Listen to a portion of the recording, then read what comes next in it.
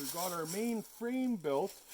And now you're going to use spruce boughs or leaves to insulate it. Spruce boughs are going to be harder to get if you don't have a saw, but they're going to be the only option available to you in the winter. Right now we're in the fall though. Preferably I'm hoping you went out prepared in the winter. But so now what we're going to do, if Willow follows me over here, is as we've been breaking these trees off, we've been keeping these little fines and we're going to use them. We're just going to kind of put them in as fillers to hold the leaves on that we're going to be putting on here. So, as I said, as we've been breaking them off, we're keeping these finer little branches, and we're just going to put them on there. However they're going to sit to help catch the leaves and hold them up. We'll also go and get a few spruce boughs with just our knives to show you how to do that. So what I'm doing with these fines, I'm not just laying them down, I'm also weaving them in wherever I can make them work. They're going to act as a spider's web, hopefully, holding up the leaves and debris that I'm going to be putting on there. So these don't have to be strong, they're just a lattice work for filling in some of those holes so that all the leaves aren't just falling inside. We will be putting leaves inside, don't worry. So, to help shore this up, we're going to take our trusty belt knife and we're going to go over to a spruce tree and get some spruce boughs.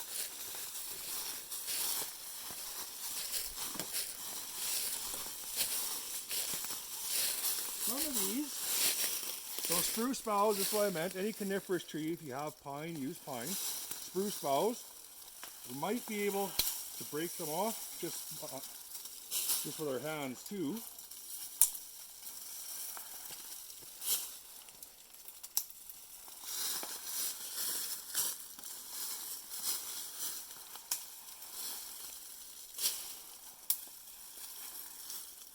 And what this is, we've got our fine branches to hold them up, and then the needles are also going to act. So as I said, some survival shelters, they say to build these out of them, but they're so sparse. You have to have so many of them on there to try to create any kind of break. It takes forever to gather them. This is actually a little quicker to gather this and then use leaves. So we're going to go over. We'll take this armful for now. I'll just show you how we're going to put them on there.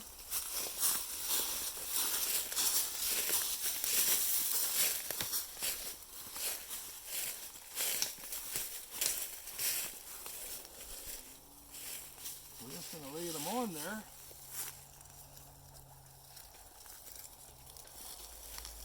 As that extra framework to help catch and hold the leaves. Now remember, if this angle is too steep, you're going to have a heck of a time getting leaves up. At the same time, if it's too low of an angle, you're going to wind up having rainfall or moisture issues coming in if it happens to rain. So we're kind of trying to find the perfect angle. Yep. Got our spruce boughs on here. If you were in a highly spruce area, you go ahead and keep adding this. You're going to want to remember, you're going to want about a foot of boughs before, as you can see all the daylight through here. It's not a very effective wind performance. Now, if there were two of you, something I forgot to mention, what you're going to do, rather than building two shelters, you're going to select a spot that's 1.5 times long as you are tall. So we have these trees here. 1, 2, 3. I know I'm 6 feet tall, so myself and the warrant would build our shelter here. We'd have our fire out front and we would sleep. If you lay down, we need to sleep in the shelter. We're going to sleep foot to hip, so we're not kicking each other in the face or in the chest, but we still have we have enough room to stay warm. This is more energy efficient than building two shelters because you're only building the shelter 1.5 times. You're only going to need 50% more materials and gathering than 2 times the amount. Sir, as you've noticed, it's kind of loud because we're always stepping on these leaves. Well, now we're going to start gathering these leaves up. And we're going to start putting them on our shelter. As you can see, the sticks are holding them up.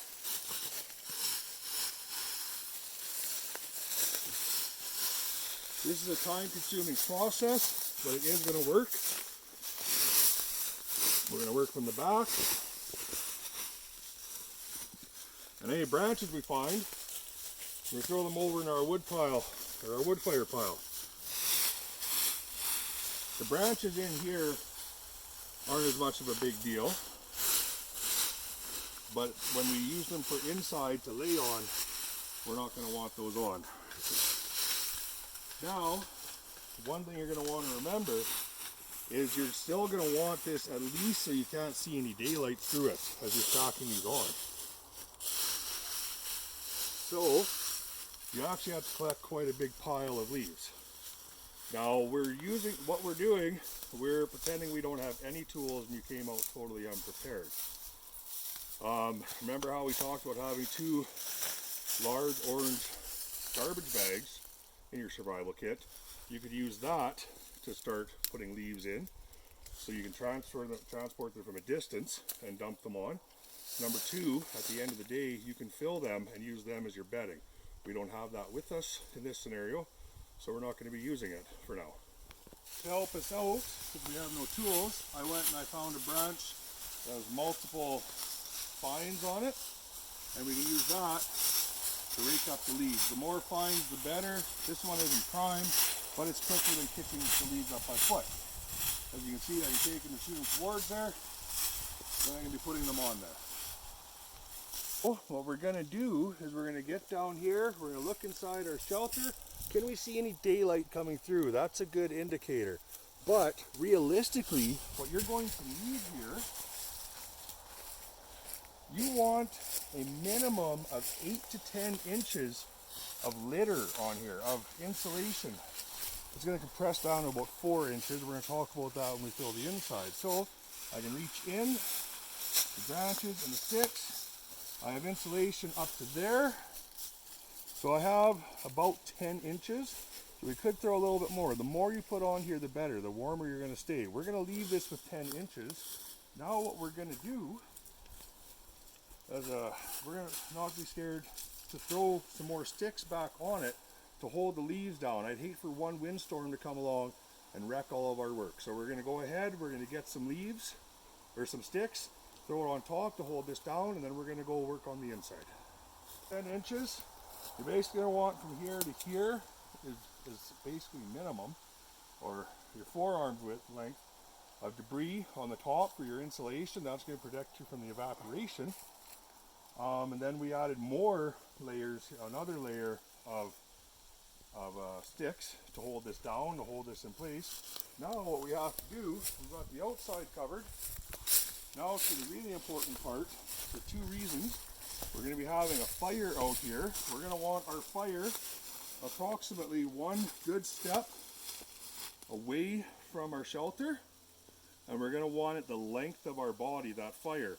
So if you remember back to our fire lesson, we need to go 10 feet out, and this, unfortunately, this is a survival situation. For a long fire, you can't build a rock ring big enough. So what we're going to do, now here's where you're going to be watching out for your twigs. You're going to throw them over to the wood pile.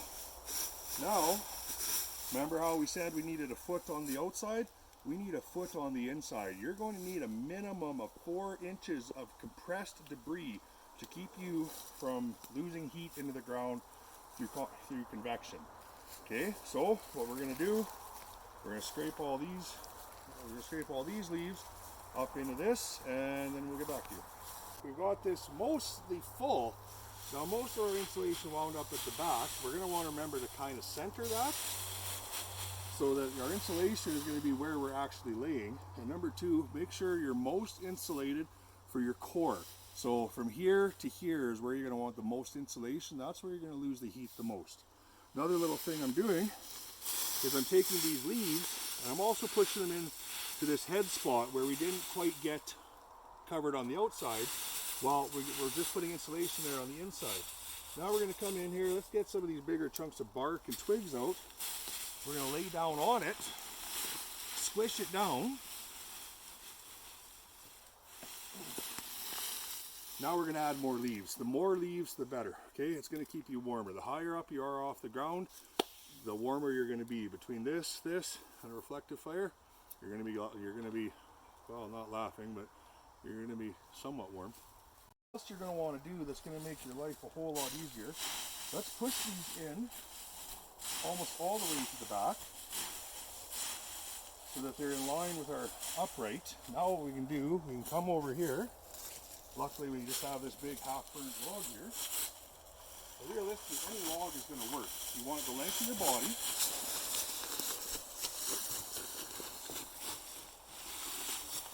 Now if you lay that in on the edge,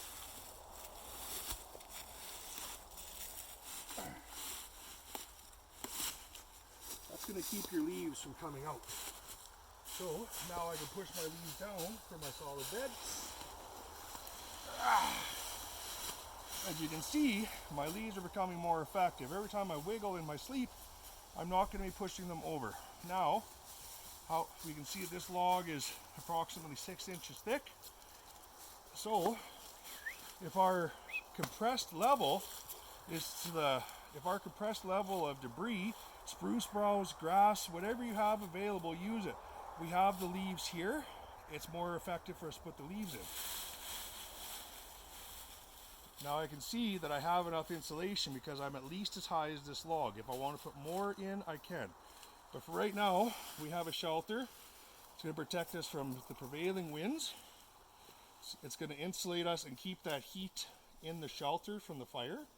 And it's going to be set up so that it's nice and comfy in here. Okay? I'm not going to get cold losing heat through convection into the ground.